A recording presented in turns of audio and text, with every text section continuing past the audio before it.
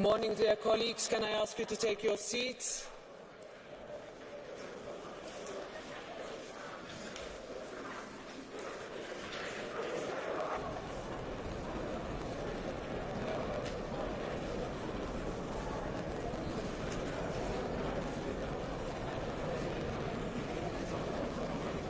Dear colleagues, good morning. Can I ask you to take your seats, please?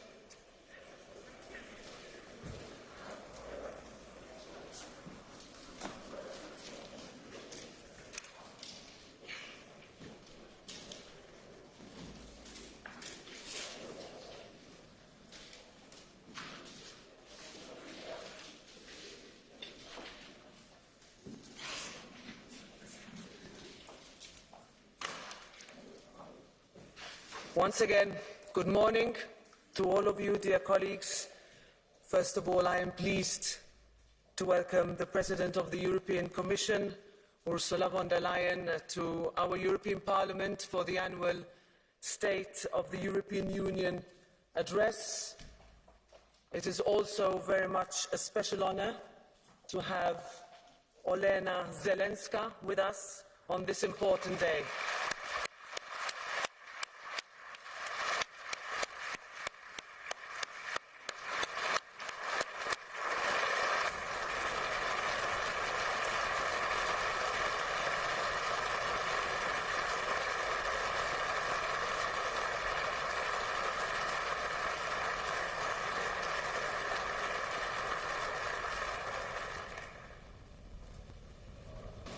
Dear Olena, we are with you and with the Ukrainian people. We are here today against an alarming backdrop of an illegal, unjustifiable invasion of sovereign Ukraine, high inflation, electricity and energy price rises, a climate catastrophe, increased food insecurity and a fast emerging cost of living crisis. I think our message today will be that Europe will respond. And to underline how we will do that, it is my pleasure to give the floor to the President of the European Commission to deliver her 2022 State of the European Union address. Dear Ursula, the floor is yours.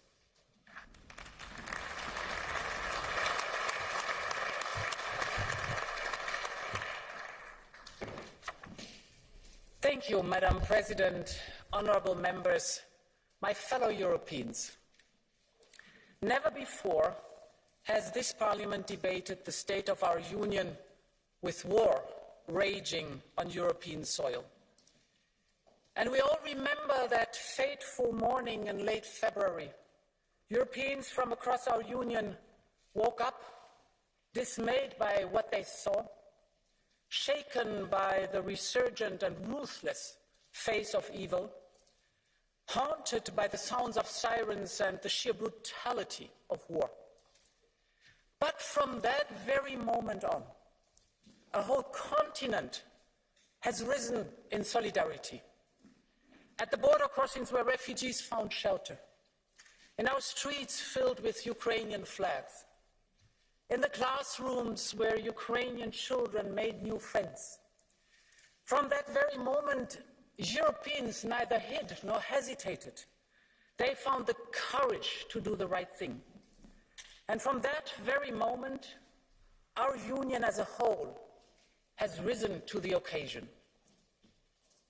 15 years ago, during the financial crisis, it took us years to find lasting solutions. A decade later, when the global pandemic hit, it took us only weeks. But this year, as soon as Russian troops crossed the border into Ukraine, our response was united, determined, and immediate. And I think we can be proud of that.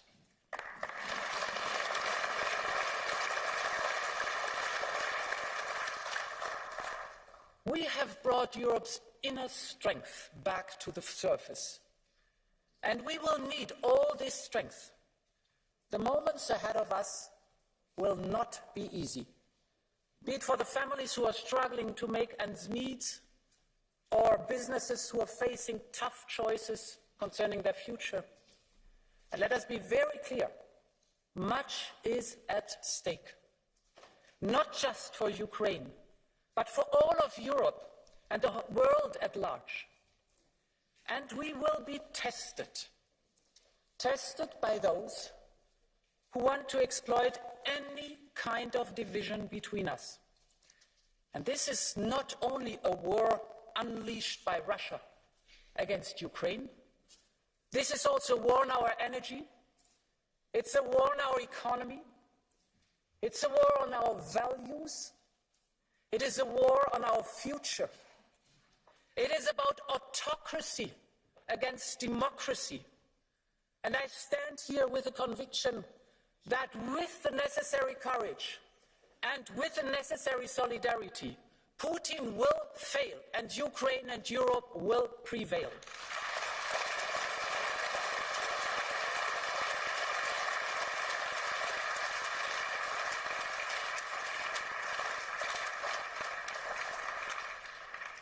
Today, courage has a name, and that name is Ukraine. Courage has a face, and that face is the face of Ukrainian men and women who are standing up to the Russian aggression. I remember a moment in the early weeks of the invasion when the First Lady of Ukraine, Olena Zelenska, gathered the parents of Ukrainian children killed by the invader. Hundreds of families for whom the war will never end and for whom life will never go back to what it was before.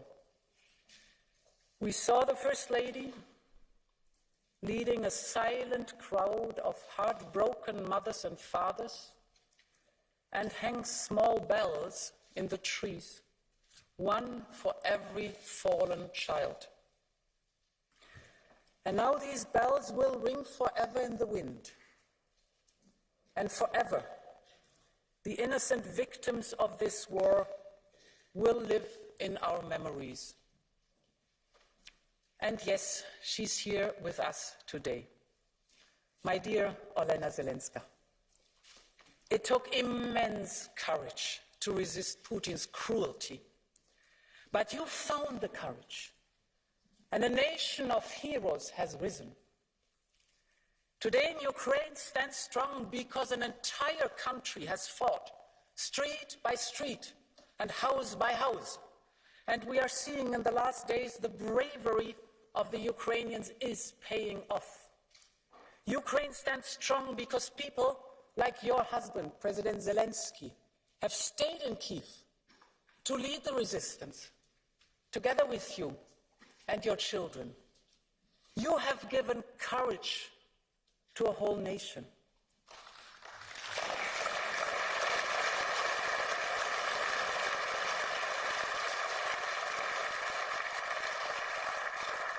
You have given a voice to your people on a global stage. You have given hope to all of us. So today we want to thank you and all Ukrainians. Glory to a country of European heroes, Slava Ukraini.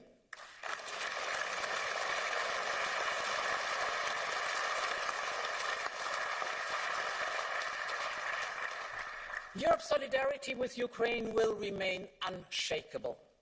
From day one on, Europe has stood at Ukraine's side, with weapons, with funds, with hospitalities for refugees, and with the toughest sanctions the world has ever seen.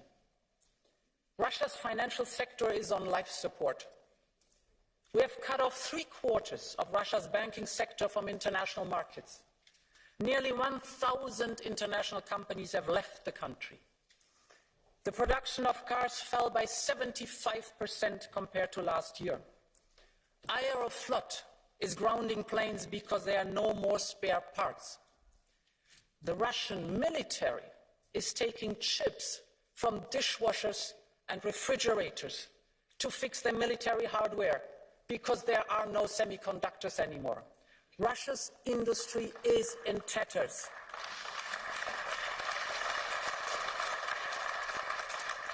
And it is the Kremlin that has put Russia's economy on the path of oblivion. That is the price for Russia's and Putin's trail of death and destruction. And I want to make it very clear. The sanctions are here to stay. This is time for us for resolve and not for appeasement. This has to be very clear.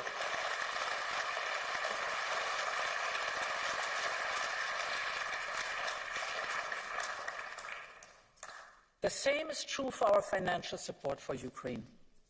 So far, Team Europe has provided more than 19 billion euros in financial assistance, and this is without counting the military support. And we are in for the long haul. Ukraine's reconstruction will require massive resources. For instance, Russian strikes have damaged or destroyed more than 70 schools. 500,000 Ukrainian children have started their school year in the European Union, but many other Ukrainian children simply do not have a classroom to go to. And you told me yesterday, dear Olena, that every day when the parents are sending the children to school, they don't only give them the school bag, but also an emergency bag with water, with food, with band-aids, medical supply, with socks and an underwear to change.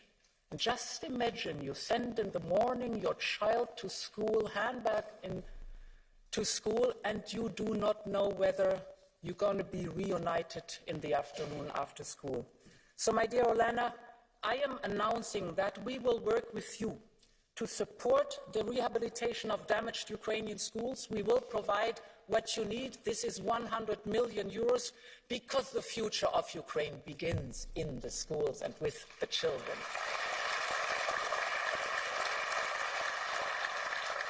We will not only support financially, but also empower Ukraine to make the most of its potential. Ukraine has already a rising tech hub and is home to many very young, smart companies. So I want us to mobilize the full power of our single market to help accelerate growth and create opportunities. Please remember, in March we connected successfully Ukraine to our electricity grid. It was planned for 2024. We did it in 2 weeks only. And today, Ukraine is exporting electricity to the European Union. So I want to significantly expand this mutual beneficial trade. We have already suspended import duties on Ukrainian exports to Ukraine. We will bring Ukraine into our European free roaming area. It's really time to do that now. Our solidarity lines are a big success, and building on all of that, the Commission will work with Ukraine to go a step further and to ensure a seamless access to the single market of the European Union. Our single market is one of Europe's greatest success stories. We know the power that lies in the single market. So now it is time to make it a success story for our Ukrainian friends too. And this is why today I'm going to Kyiv to discuss all this with President Zelensky and to show him what the single market is as a potential for Ukraine's future too.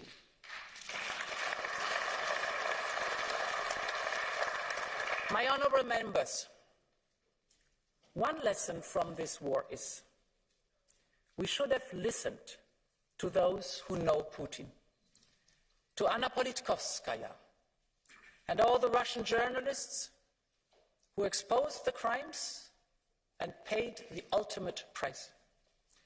To our friends in Ukraine, Moldova, Georgia, and the opposition in Belarus, we should have listened to the voices inside our union, in Poland, in the Baltics, and all across Central and Eastern Europe. They have been telling us for years that Putin would not stop, and they acted accordingly. Our friends in the Baltics have worked hard to end their dependency on Russia. They have invested heavily in renewable energy, in LNG terminals, in interconnectors.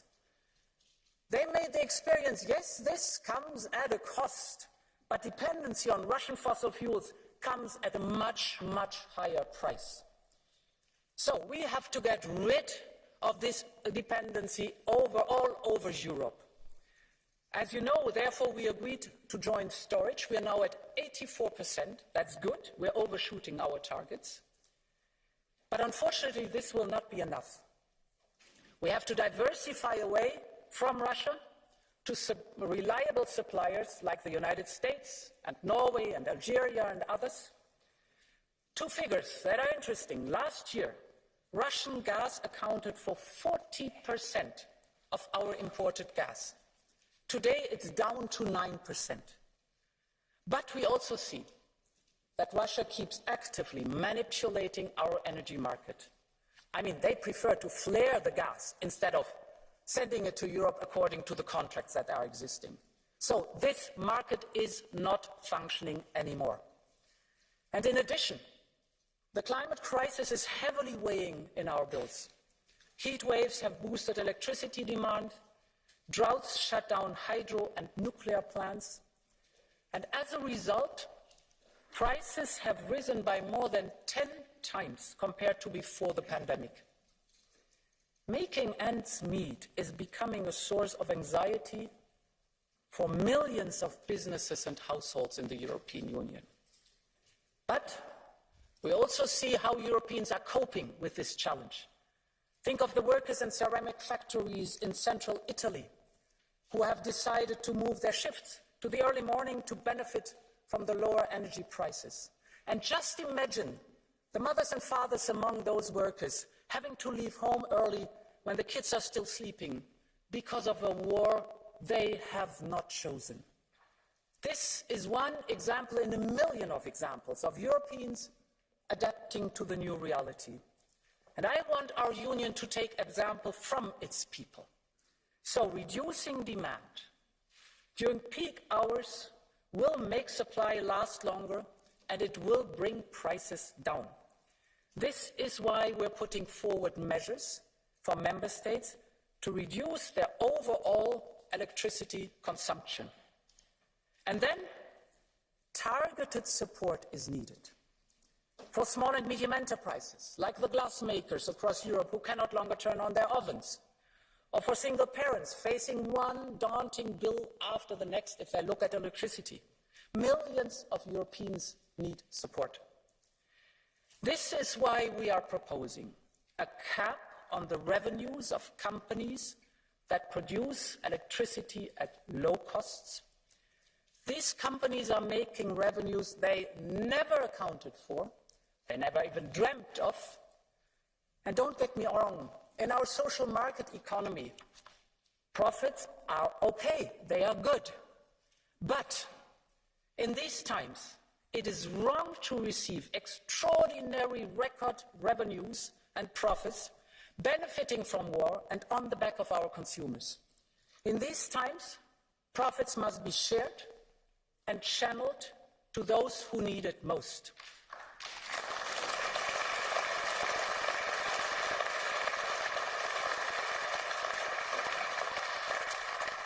And therefore, our proposal also includes the fossil fuel electricity producers who have to give a crisis contribution, and overall our proposal will raise more than 140 billion euros for member states to cushion the blow directly.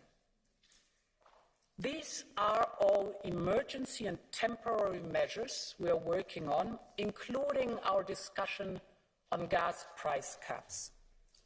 We need to keep working on lower gas prices. So on one hand, we have to ensure the security of supply. On the other hand, we have to ensure global competitiveness. The security of supply because the gas still has to come to the European Union, the energy of all. On the other hand, if it's too expensive, it's damaging our global competitiveness. So we will develop with the member states a set of measures to take into account the specific nature of our relationship with suppliers, ranging from unreliable suppliers such as Russia to reliable friends such as our Norwegian friends, for example. I have agreed with Prime Minister Støre to set up a task force so that the teams work for this aim together to look how are we able to lower in a reasonable manner the price for gas. Another important topic is on the agenda. Today, our gas markets have changed dramatically. From pipeline gas we used to have in abundance, mainly to increasing amounts of LNG gas. But the benchmark used in the gas market, the so-called TTF, has not adapted. So this is why the Commission will work on establishing a more representative benchmark for the electricity trading that really reflects this change in the market we have seen. And at the same time, we also know that energy companies are facing severe problems with liquidity in electricity futures markets. We will work with the market regulators to ease these problems by amending the rules on collaterals and by taking measures to limit the intraday price volatility. And we will amend the temporary state aid framework in October to allow for the provision of state guarantees while preserving a level playing field. This is very complex. This is not at all trivial, but I must say these are only the first steps. But because as we deal with the immediate crisis, we must also look forward. And therefore, my diagnosis is the current electricity market design that is based on the principle of merit order is not fit for purpose anymore. It's not just for consumers anymore.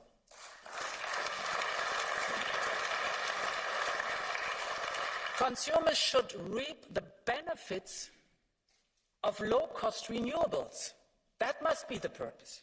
So we have to decouple the dominant influence of gas on the price of electricity, and this is why we will do a deep and comprehensive reform of the electricity market.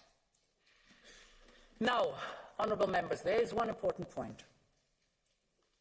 Half a century ago, in the 1970s, the world faced another fossil fuel crisis. Some of us remember the car-free weekends to save energy. Yet, we kept driving on the same road. We did not get rid of our dependency on oil. And worse, fossil fuels were even massively subsidized.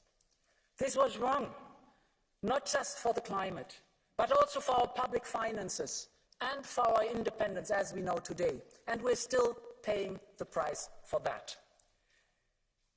Only a few visionaries understood that the real problem was the fossil fuels themselves, not their price. And among them were our Danish friends. When the oil crisis hit, Denmark started to invest heavily into harnessing the power of the wind. They laid the foundation for its global leadership in the sector and created tens of thousands of new jobs. This is the way to go. Not just a quick fix, but a change of paradigm, a leap into the future, and that must be our principle today with this crisis too, honourable members.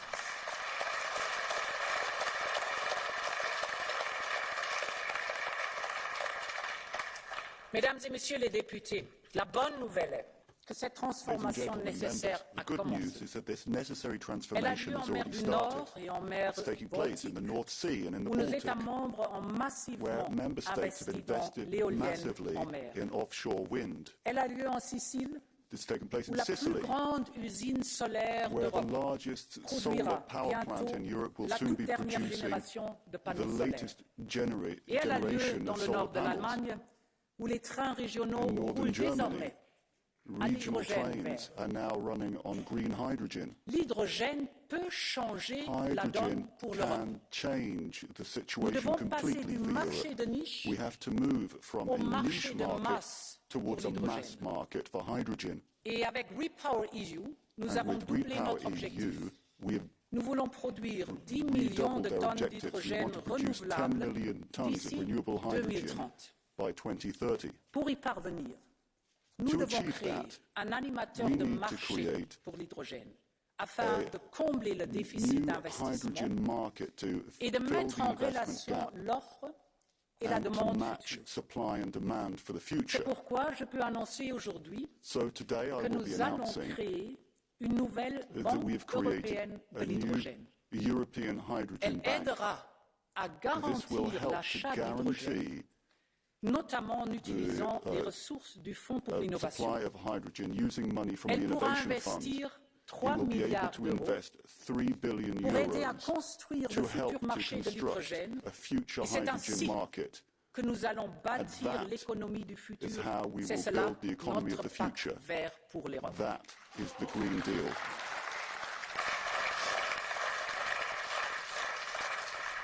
Et nous avons tous vu au cours des derniers mois Over the à last quel few point le months, pacte we've vert all est important. seen to what extent the Green Deal is important. L'été 2022 restera Summer dans les mémoires. 2022 will remain in Nous people's avons memories. tous vu les rivières asséchées, We've les all forêts en seen feu, the la dried up chaleur rivers, the extrême. burning forests, Et la the situation extreme est heat, bien plus grave que and the cela. situation is much Jusqu'à worse than what présent, we can see.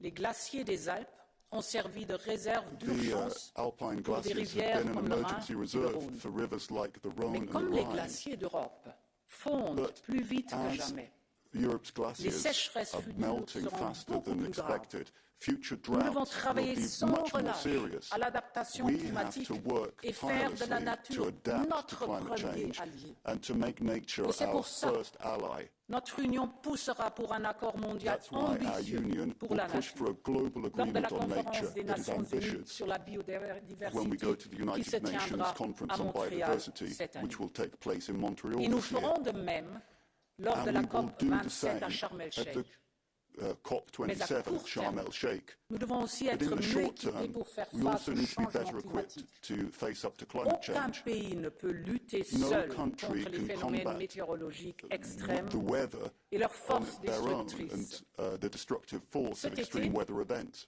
Nous avons envoyé This des summer, avions de la Grèce, We de sent la Greek Suède, aeroplanes, d'Italie Swedish pour combattre les airplanes, incendies and en Italian France, airplanes en Allemagne. to combat fires in Mais comme France ces and in événements Germany. deviennent plus fréquents But these et events plus are becoming intenses, more and more frequent l'Europe and more aura and more besoin de intense. plus de Europe capacités. needs more Et c'est capacity. pourquoi aujourd'hui j'annonce que nous That's allons why doubler today notre I announce capacité de that we will lutte contre les double incendies our au capacity cours de for l'année firefighting. prochaine. Over L'Union the course of the européenne coming year, achètera the 10 European avions Union will buy amphibies 10 légers et 3 light aircraft hélicoptères supplémentaires pour and 3 compléter notre additional flotte. helicopters Voilà to complete la its fleet. solidarité européenne That en is action. European solidarity in practice.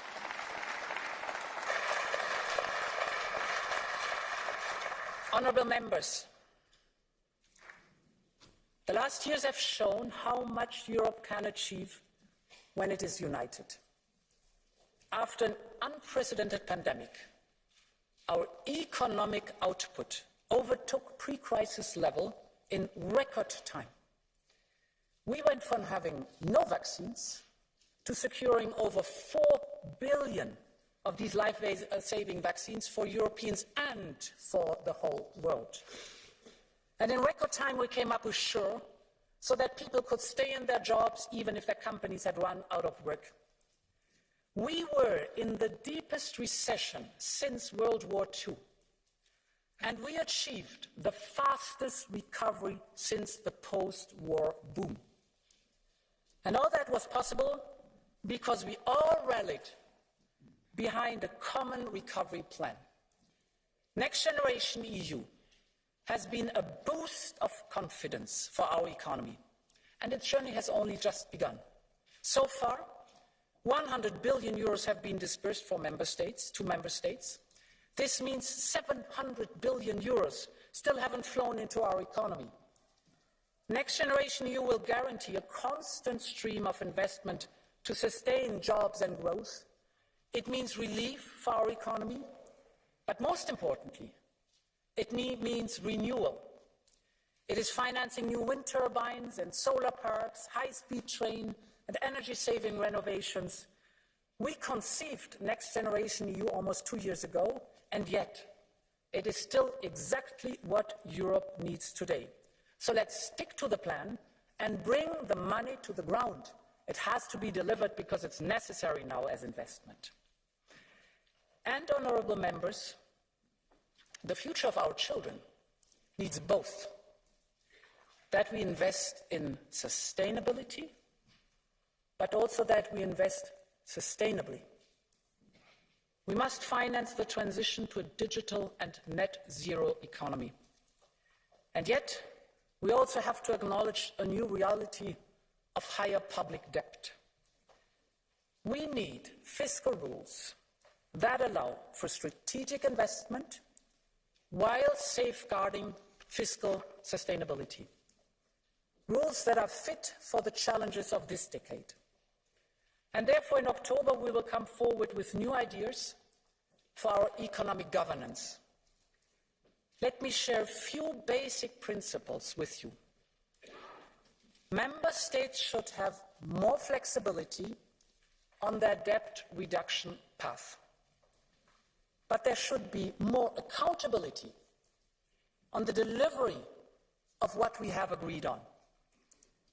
There should be simpler rules that all can follow to open the space for strategic investments we needed and to give the financial markets the confidence they need. So let us chart once again a joint way forward with more freedom to invest, that's necessary, more scrutiny on the process, what has been agreed has to be done, more ownership by member states and better result for the citizens. So in short, let's rediscover the Maastricht spirit. Stability and growth can only go hand in hand.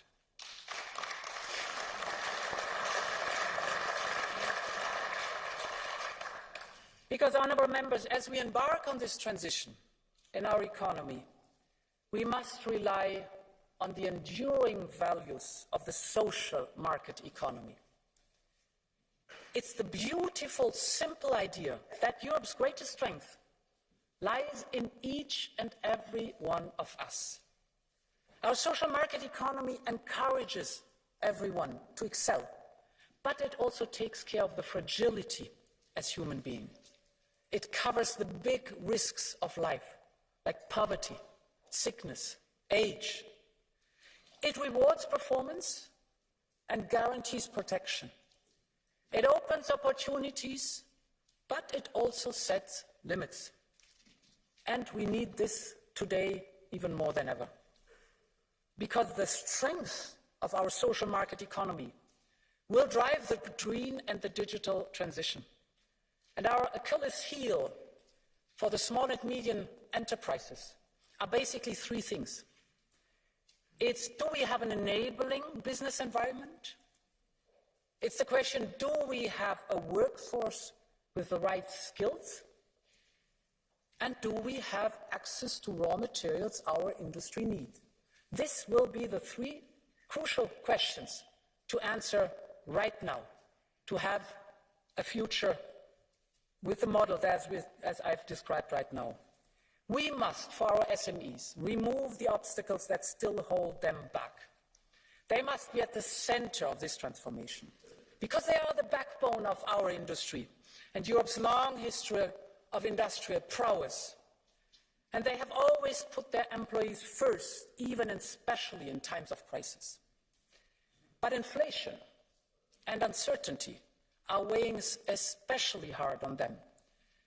This is why we will put forward an SME relief package. It will include a proposal for a single set of tax rules for doing business in Europe called BFIT. It will make it easier to do business in our union, less red tape, better access to the dynamism of our continental market, and, honourable members, it is high time that we revise the Late Payment Directive, because it's simply not fair that 1 in 4 bankruptcies, that's 25% of all bankruptcies, are due to invoices not being paid in time.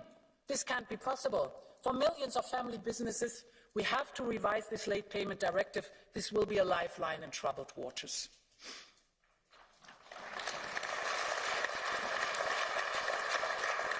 Meine sehr geehrten Damen und Herren Abgeordnete, das zweite Thema ist das große Thema Mangel an Personal.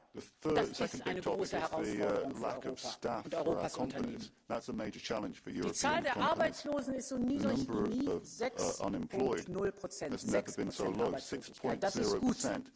Aber gleichzeitig liegt die Zahl der offenen Stellen The auf number of Rekordniveau. unfilled vacancies is at Kellner, record levels. Flughafenpersonal, HGV drivers, Ingenieurinnen, airport staff, nurses, IT-Technikerinnen. engineers, IT Von ungelernt technicians, bis Universitätsabschluss right from Europa unskilled braucht sie levels to alle. the highest Wir müssen daher university viel degrees. stärker We in need Aus- people und at all Weiterbildung levels, investieren. and we need to invest Dazu wollen wir more eng mit den in Unternehmen zusammenarbeiten, denn further sie wissen am education and higher besten, education. welche Fachkräfte sie heute brauchen, aber auch welche Fachkräfte sie morgen We brauchen. need a careful Und wir müssen knowledge diesen of what Bedarf staff viel are besser in needed Einklang and how we can fill bringen mit den those Zielen vacancies. und den We Wünschen need der to Arbeitssuchenden combine selbst für ihren Berufsweg. that with the Wir wishes haben dieses of wunderbare workers for große their own Instrument careers. ESF. Aber wir We've got brauchen the auf der ESF, anderen that's a Seite auch great eine instrument. Struktur, dass diese And Gelder at the same wirklich time, we need a effektiv structure eingesetzt that werden. ensures that the money is Und ein zweites effectively ist auch used. Wir müssen gezielter And there's another Fachkräfte important aus dem point. Ausland We anwerben, need die hier to Unternehmen und get Europas Wachstum stärken. qualified staff Und deshalb ist from ein wichtiger abroad that can Schritt, strengthen Europe's ihre growth. Qualifikationen, die können was, step diese is to Menschen, ihre ensure that Qualifikationen these in people can Europa get their besser und schneller qualifications anzuerkennen. recognized Das ist more die rapidly Möglichkeit, Europa in Europe. attraktiver zu machen. That's Für one way alle, to die make etwas Europe more können attractive und die for sich everyone who's einbringen got wollen. skills Und deshalb and schlage ich vor, es ist want ein to be part of Riesenthema, das Europe. kann man nicht hier abhandeln.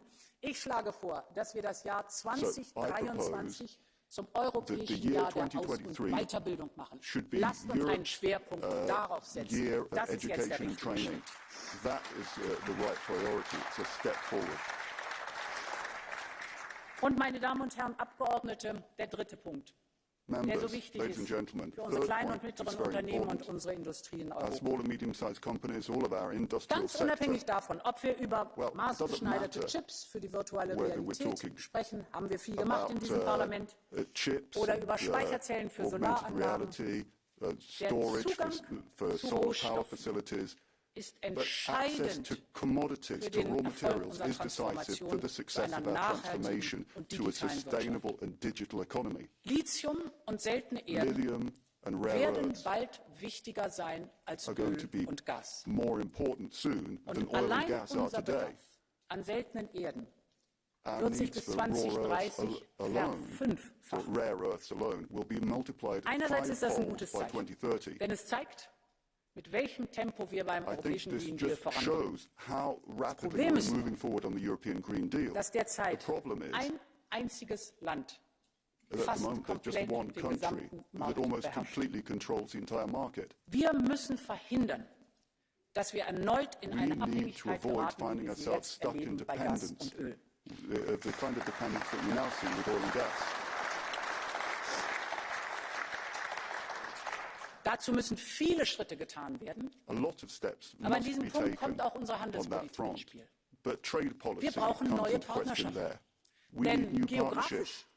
Gibt es Geographically, diese Rohmaterialien nicht nur an einem Platz an der Erde. raw materials are not just Das heißt, located wir in brauchen one neue place on Earth. Partnerschaften, nicht nur um unsere Wirtschaft need zu stärken, New sondern partnerships, vor allen not Dingen just to auch um strengthen unsere our Interessen economy, und unsere but Werte also to global pursue our voranzubringen. interests and values at the global Und mit level. diesen gleichgesinnten Partnern können wir auch außerhalb unserer Grenzen With similarly minded Arbeitsstandards, partners, we can work Umweltstandards beyond our borders verwirklichen und to sichern. improve Das heißt, wir labour and brauchen neue environmental Beziehungen conditions. zu neuen verlässlichen Partnern We in need new, Wachstumsregionen. reliable partners Ich werde daher die Abkommen where mit we Chile, can mutually Mexiko grow. und The Neuseeland agreement with zur Ratifizierung Chile, Mexico vorlegen and und wir New treiben die Zealand Verhandlungen will be mit put forward for Partnern wie ratification. Australien And we will und continue Indien negotiations voran. with Wir partners like müssen aus Australia den and Fehlern der India. Vergangenheit We lernen. need to learn from the mistakes of the past.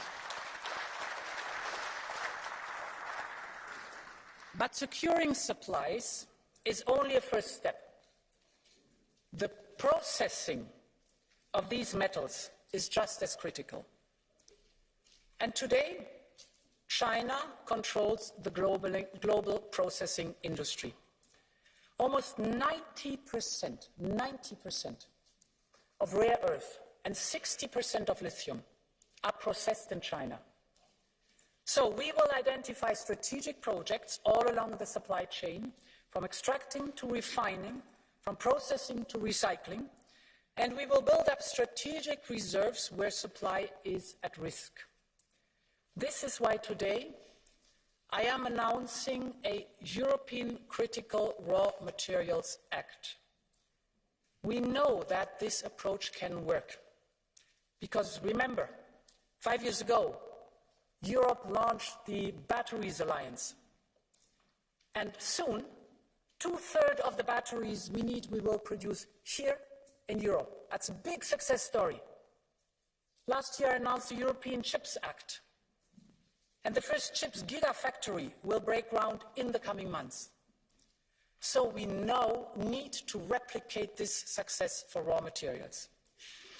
And this is also why we will increase our financial participation in the important projects of common European interest, the so-called IPCEIs. And for the future, I will push to create a new European Sovereignty Fund, because we have to make sure that the future of the industry is made in Europe. Honourable members, as we look around at the state of the world today, it can often feel like there is a fading away of what once seemed so permanent. And in some ways, the passing of Queen Elizabeth II last week reminded us all of that. She is a legend.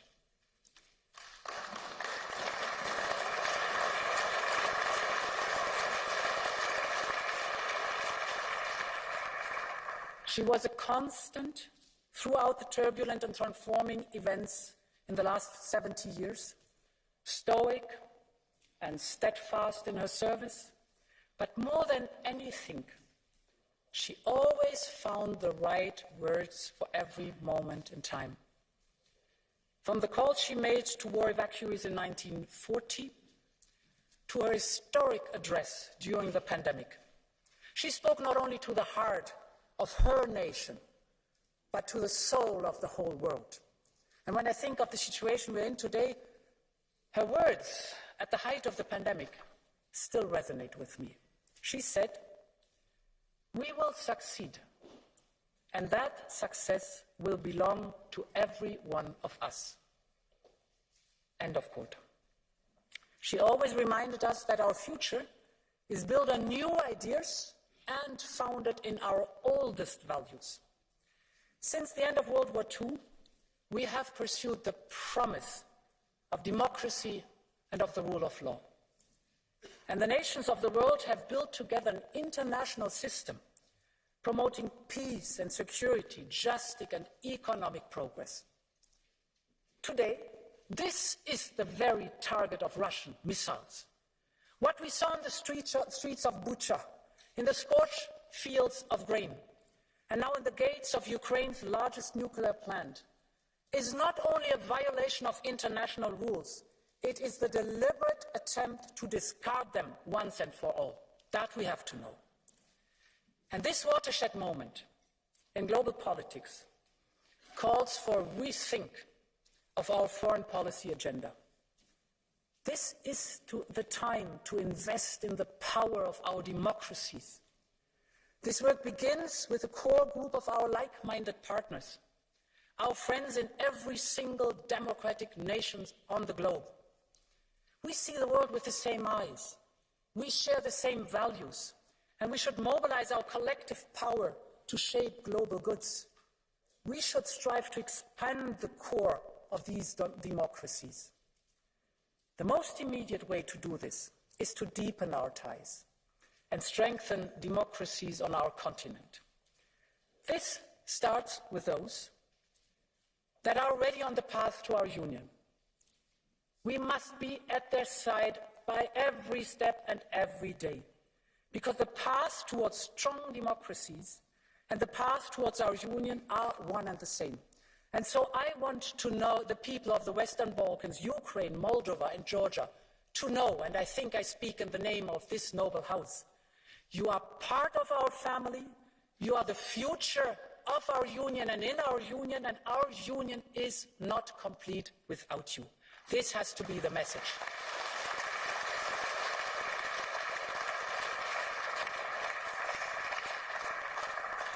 And we have seen that there is a need to reach out to other countries of Europe beyond the accession process. This is why I support the call for European political community, and we will set out our ideas to the European Council. But our future also depends on our ability to engage beyond the core of our democratic partners. Countries near and far share an interest in working with us on the greatest challenges of this century, such as climate change and digitalization. And this is the main idea behind Global Gateway, the investment plan I announced last year right at this place. It is already delivering on the ground. Together with our African partners, we're building 2 factories in Rwanda and Senegal to manufacture mRNA vaccines. So they will be made in Africa, for Africa, with world-class technology. And we are now replicating this approach across Latin America as a part of a larger engagement strategy that has to pick up now urgently. All this requires investment on a global scale. So we will team up with our friends in the United States and our friends in the G7 partners to make this happen. In this spirit, President Biden and I will convene a leaders' meeting to review and announce implementation projects for this investment. Honourable members, this is part of our work of strengthening our democracies. But we should not lose sight of the way foreign autocrats are targeting our own countries. Foreign entities are funding institutions and institutes that undermine our values. The disinformation is spreading from the internet into the halls of our universities. Earlier this year, the University of Amsterdam shut down an allegedly independent research center, which was actually funded by Chinese entities.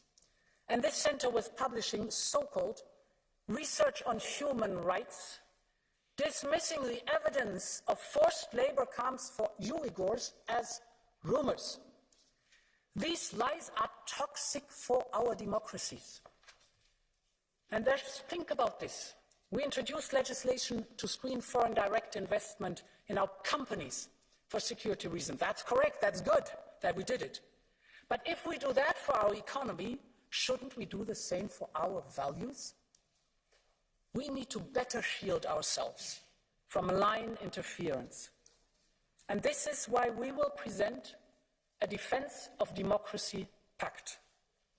It will bring forward covert foreign influence.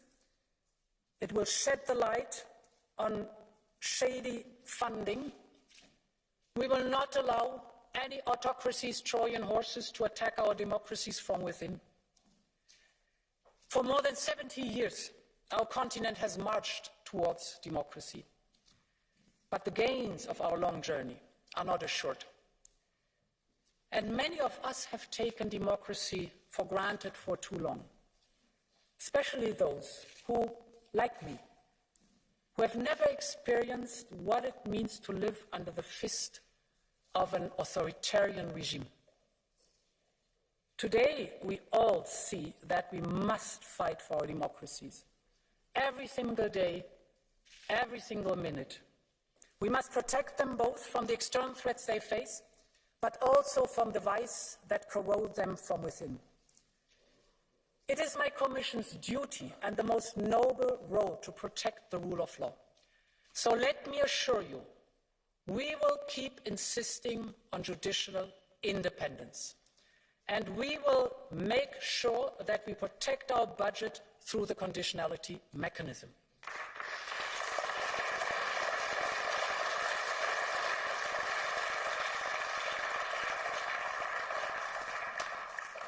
And today I would like to focus on corruption with all its faces. The face of foreign agents trying to influence our political system. The face of shady companies or foundations abusing public money. If we want to be credible when we ask candidate countries to strengthen their democracies, we must also eradicate corruption at home. And this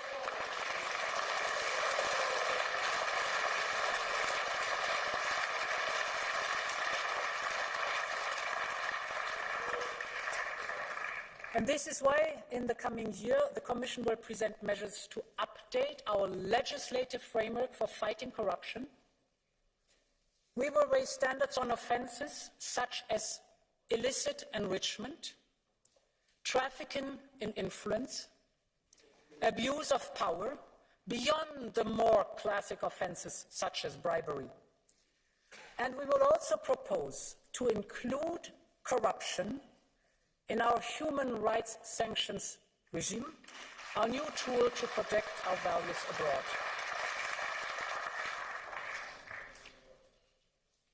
Honourable members, our founders only meant to lay the first stone of this democracy. They always thought that future generations would complete their work, and that's true. We have to do that. It's an ongoing process. Democracy has not gone out of fashion, but it must update itself in order to keep improving people's lives. You will remember these words. These are the words of our friend David Sassoli, a great European. Democracy has not gone out of fashion, but it must update itself in order to keep improving people's lives. David Sassoli thought that Europe should always look for new horizons. And through the adversity of these times, we have started to see what our new horizon might be. A braver union, closer to its people in times of need, bolder in responding to historic challenges and the daily concerns of our Europeans, and to walk at their side when they deal with the big trials of life. This is why the Conference on the Future of Europe was so important. It was a sneak peek of a different kind of citizens' engagement, well beyond election day. And after Europe listened to its citizens' voice, we now need to deliver. The citizens' panels that were central to the conference will now become a regular feature of our democratic life. And in the letter of intent that I have sent today to President Metsola and Prime Minister Fiala, I have outlined a number of proposals for the year ahead that stem from the Conference on the Future.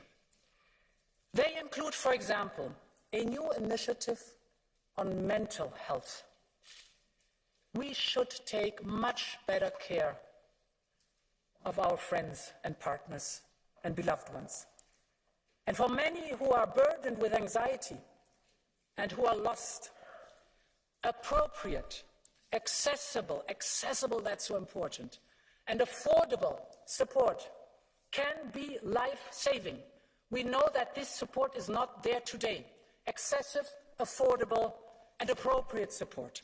So we have to make sure, with proposals on mental health, that we really improve in this subject. It is, for some of our fellow Europeans, life-saving.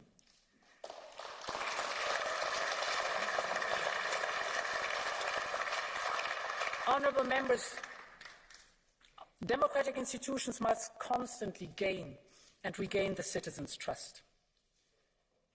Just like Europeans did when millions of Ukrainians came knocking on their door. What we saw was and is Europe at its best, a union of determination and solidarity.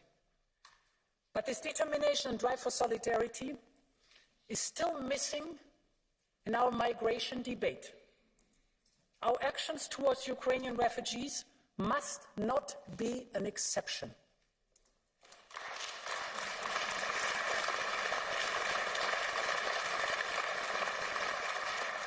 They can be a blueprint for going forward. We need fair and quick procedures, a system that is crisis-proof and quick to deploy, and a permanent and legally binding mechanism that ensures solidarity.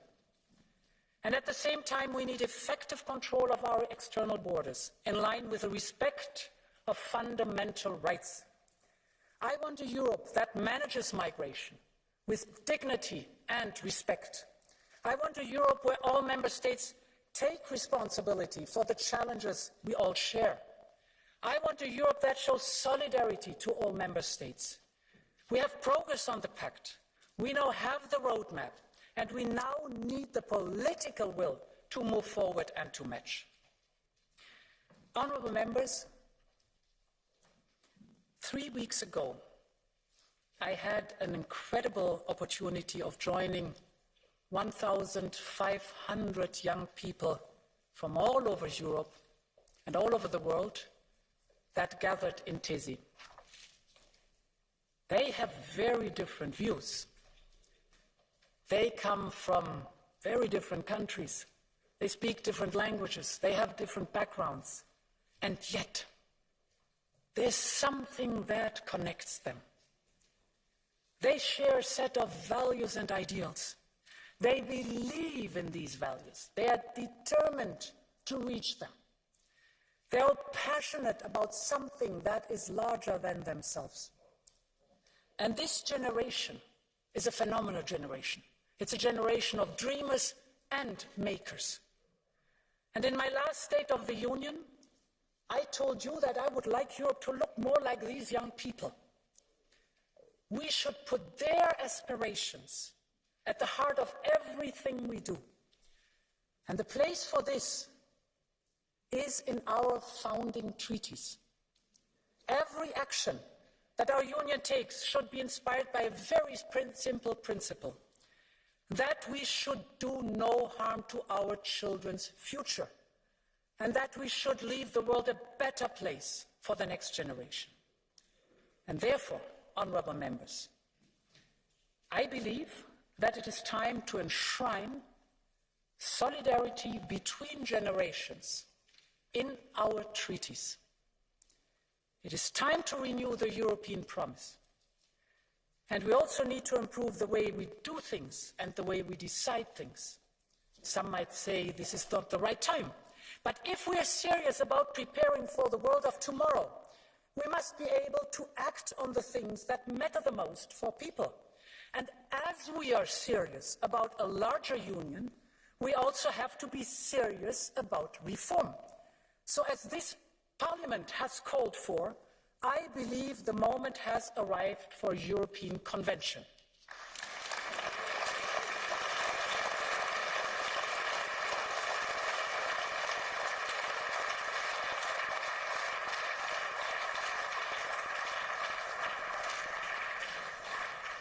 Honourable members, they say light shines brightest in the dark. And that was certainly true for the women and the children fleeing Russia's bombs. They fled a country at war, filled with sadness for what they had left behind and fear for what may lie ahead. But they were received with open hearts and open arms by many, many citizens like Magdalena and Agnieszka, two selfless young women from Poland. As soon as they heard about trains full of refugees, they rushed to the Warsaw Central Station. They started to organize. They set up a tent to assist as many people as possible. They reached out to supermarket chains for food and to local authorities to organize buses, to hospitality centers. In a matter of days, they gathered 3,000 volunteers to welcome refugees 24/7. Honourable members, Magdalena and Agnieszka are here with us today. Please stand up.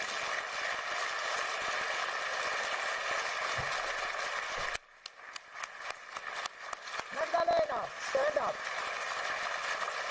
Stand up.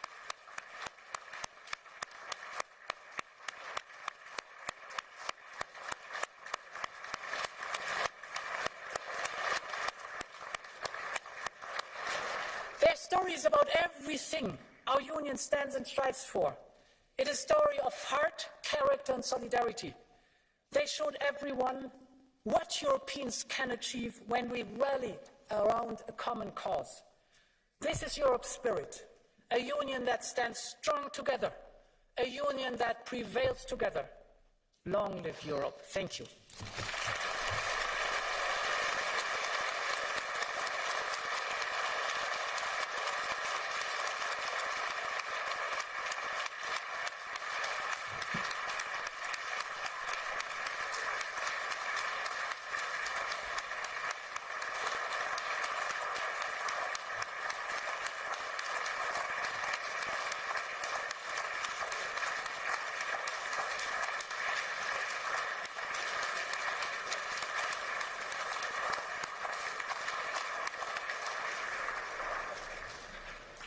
Thank you very much, dear President, dear Ursula. I now move to the reactions by the political groups, starting with the leader of the EPP group, Manfred Weber.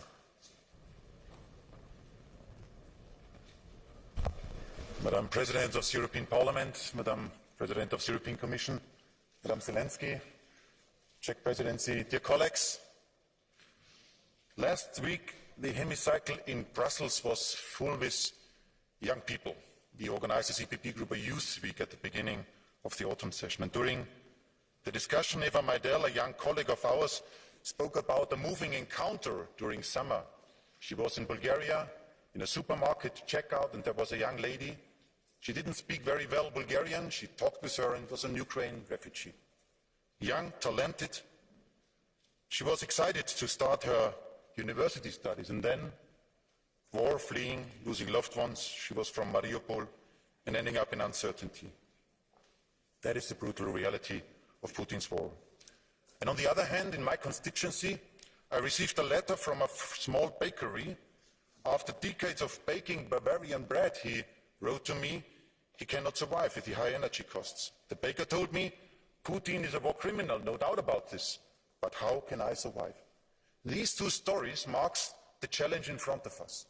And our EPP answer is, we need a winter of solidarity. Solidarity, first of all, with Ukraine, more weapons, more money, more solidarity. Putin must lose, Ukraine must win. Great news from Ukraine that they are pushing back the Russian troops from their soil. And Madam Zelensky, we admire what your soldiers are doing there on the front line. Thank you for this. And dear friends, solidarity among Europeans. Nobody left behind. We care for the poor in our societies and help our economies, especially the SMEs. Crisis times means now leadership. And the EPP supports the proposal of the Commission presented today on support for Ukraine, but also to give an answer on the soaring energy prices. But there is more to do. The markets, dear ladies and gentlemen, are obviously speculating against European solidarity when winter will really be hard. And let's be concrete. It is not normal in a market that Scholz has to call Macron to open a gas pipeline. And we would be more independent if Spain would be better connected to the European gas market. And dear friends, if it is true that the winter will be hard, then we must use all our energy resources. Germany cannot stop producing nuclear electricity and on the other hand ask the Dutch to ask for gas solidarity. That's not the case. And let's be honest, it was a lost summer. The EPP has been asking for an extraordinary council meeting to give certainty, to structure things, to show everyone that we are united and you cannot split up Europe. And the signal would have had already lowered the prices. People are paying because politics was and is, for the moment, among member states, not strong enough. And dear friends, on inflation, not only driven by energy, first it's an ECB task, that's clear, but I think we also can contribute. One example, we have a global food crisis and that is also increasing the prices for our citizens. And the Commission is now presenting new regulations which will limit food production in Europe and produce more bureaucratic burden for our farmers. For new legislation, the Commission promised the principle of one in and one out. If we continue like this, then at the end of the mandate we will arrive to 5 in and only 1 out. Dear friends, we have war in Europe and parts of the Brussels community are continuing to make new laws and new burdens as nothing has happened. That's why we as EPP Group are asking for a moratorium on new legislation. Let our business, especially the SMEs, do their work without burdening them. And for creating growth and having recession now in mind, we as EPP stand for creating a union of democratic economies on global level. Europe is a trading continent, and if we want to limit our dependency on the autocracies, on China and others, and that is the lesson we learned out of the Russian gas war, then we must speed up on trade deals with other democracies. And as EPP we always did so, but I just want to remind ourselves about the CETA debate in this House, where the left, Greens and part of the Socialists were opposing to doing a trade deal with Canada. Canada, dear friends, you frightened Europeans with misleading arguments and even with lies, and until now Scholz and Macron are not ready to ratify CETA on national level. but they are great in doing pictures with 3 doors. That is not serious, dear friends. That is not serious. And about democracies, yes, Madam President, you spoke about defending rule of law, and with you as Commission President, and I have to say also in Poland with friends like Donald Tusk, we as EPP, we are fighting for rule of law. You stopped the money as EPP President of the Commission to Poland and Hungary. That's why we are very, very proud about this. Rule of law must be judged and based on clear criteria, fair procedure, and must be blind, like justice, without looking at party books. And speaking about democracies, I have to come back to the energy proposals. And Madam President, we spoke about this. You have our full support on the procedure, but on the content, but on the procedure, I have to say, we have to respect the European Parliament as the people's chamber. Can you imagine a windfall tax and a price cap being decided on national level without the vote in the national parliament? We would call this a democratic problem. But now we have proposals on the table who are doing this on Europe, and that should not be the new normal on European level. So decisions without the European Parliament should not be the new normal in Europe. And that's why please consider again the legal base for the proposals on the table. The EPP stands for a democratic Europe, and that means a Europe where all legislation is voted in this chamber. And then finally, during the COVID crisis, dear friends, we were ready for doing bigger steps. CRRF, proposed by Ursula von der Leyen, is bigger than the Marshall Plan was. So we changed the architecture of Europe. That was great. But today, war is back in Europe. There was no council meeting on coordinating our defense activities. Only words. There is no initiative to stop unanimous vote on foreign affairs. Only a speech from Chancellor Scholz in Prague. No convention to strengthen the European democracy requested by this chamber and the Conference for the Future of Europe. Only, I have to say, campaigning in Paris. The Commission has to launch now, until December, a European Defence Action Plan as a concrete initiative in this field, to invest together, to build up a European missile defence system and a cyber brigade, to make Europe stronger on this. And we need, and thanks for your clear statement, a convention now. EPP stands for a more ambitious Europe. The times of Sunday speeches are over. Europe will be not saved by university pulpit speeches, but by political leadership. And the Ukraine refugee in Bulgaria and my baker, they believe in this and they understand this. That's why leadership and leadership now. Thank you very much. Manfred, I now give the floor to Irache Garcia Perez, chair of the S&D Group. Gracias, Presidenta Metsola, Presidenta Von der Leyen, Presidencia Checa. Comienzo con unas palabras de agradecimiento a Magdalena y a Agnieszka por vuestro compromiso, por vuestra solidaridad, pero sobre todo porque sois el ejemplo claro de la historia de Europa, de una Europa que siempre ha acogido, de una Europa que ha abierto sus brazos a aquellos que huían de las guerras, del hambre, de una Europa que ha querido tener el principio de solidaridad como uno de sus valores, de una Europa que se ha mezclado, de una Europa mestiza, de una Europa que nos ha hecho ricos, diversos y de la que nos sentimos muy orgullosas y muy orgullosos. Muchas gracias.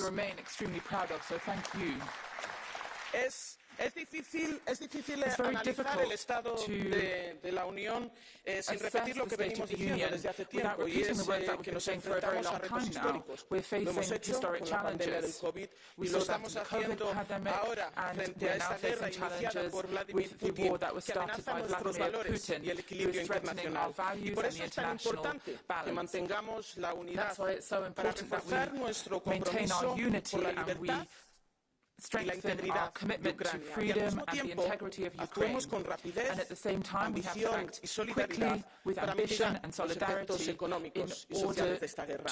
No hay más que ir al supermercado para ver que la cesta de la compra cada día está más cara.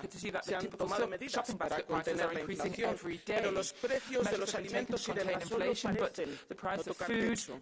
Y sí, el Banco Central Europeo ha elevado el precio del dinero, pero eso también va a significar que suba y que cuesten más las hipotecas, por no hablar de la factura de la calefacción. Señorías, este es el estado